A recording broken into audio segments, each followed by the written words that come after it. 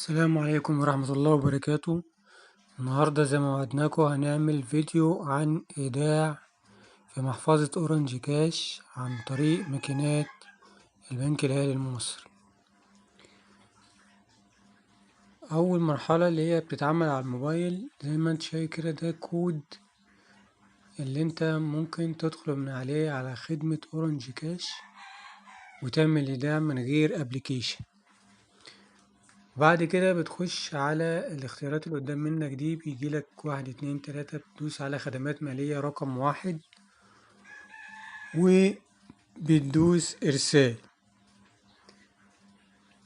بعد ما بتدوس إرسال بيجيلك خيار تاني بيقولك تحويل أموال أو صرف ATM. طبعا رقم 2 هتدوس رقم 2 على صرف ATM. بيطلب منك بيقولك انت هتعمل سحب ولا ايداع. رقم 1 سحب، رقم 2 ايداع. هتقوله رقم 2 طبعا ايداع. بعد كده بيطلب منك ادخال الرقم السري. بتدخل الرقم السري بتاع المحفظة.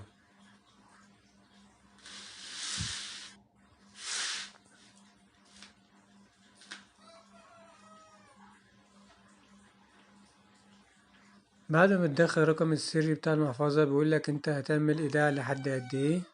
هتقول مثلا في رينج مثلا 50 40 او اكتر زي ما انت عايز. يعني لو هتحط 1000 2000 برضو مفيش مشكلة، او اكتر من كده برضو مفيش مشكلة. بتحط المبلغ وبتدوس ارسال. بيقولك ستصلك رسالة اللي هي فيها رقم ال OTP واللي هي ايه هتفعل منها. بيقولك اكد او الغي من اختيار 1 أو 2. طبعا هتدوس 1 عشان تأكد. اهو بيقولك تم ارسال الرسالة. وزي ما حضراتكم شايفين كده اهي الرسالة وصلت. وكده نبقى ايه انتهينا من الخطوة الاولانية على الموبايل، وهنبدأ مرحلة السحب من على ماكينة ال ATM. زي ما انتم شايفين كده انا دخلت على ورا الرسايل، وطبعا هدور على رسالة اورنج كاش.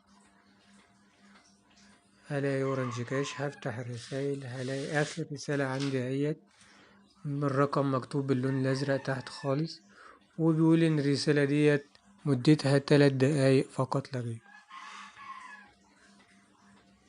هنبدأ دلوقتي المرحلة التانية. ندخل على ال ATM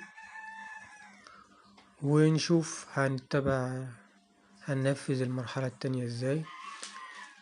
ادي ال ATM عليها، هتدخل هتدوس على يسار الشاشة او اسفل الشاشة عشان تفتح معاك الخدمات بدون بطاقة، وبتختار منها المحافظ الإلكترونية أول اختيار، وبتختار اللغة عربي أو إنجليزي. بعد كده بتدوس على اختيار إيداع.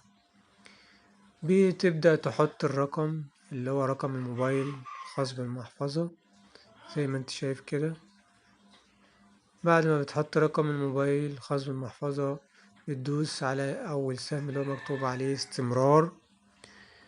بعد كده بيقولك أدخل الرقم السري اللي هو ال OTP اللي هو اتبعت في الرسالة.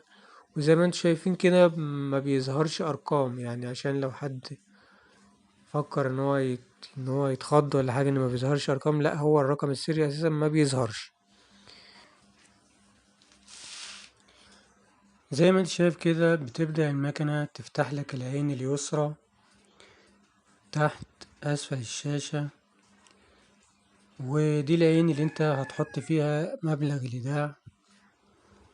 بهدوء جدا بتحط تفرد الورق اللي انت هتحطه كويس وبتحطه بالعرض.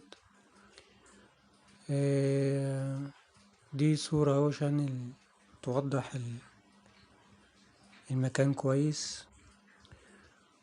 وبتحط المبلغ. بعد ما بتحط المبلغ بتبدأ الماكينة تقولك جاري تجهيز المبلغ. بتعد المبلغ اللي انت بتحطه، بتودعه،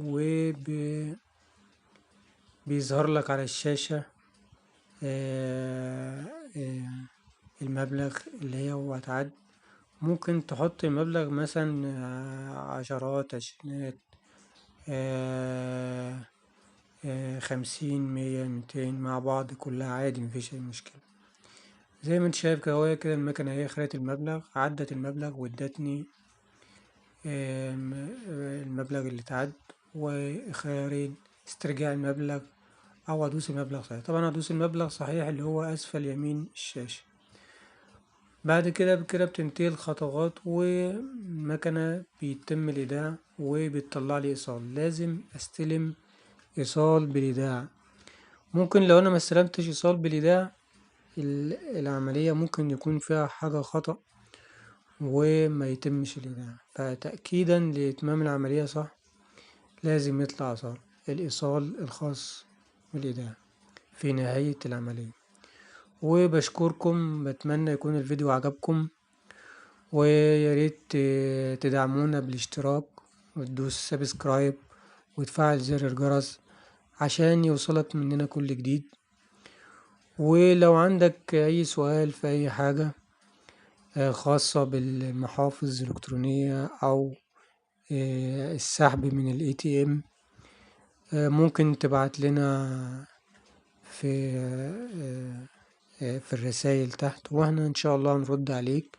ولو عايز حاجة معينة ممكن تقولها، واحنا ان شاء الله نرد عليك في اقرب وقت، او نعمل فيديو خاص بيه.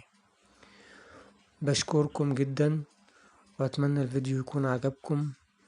السلام عليكم ورحمة الله وبركاته.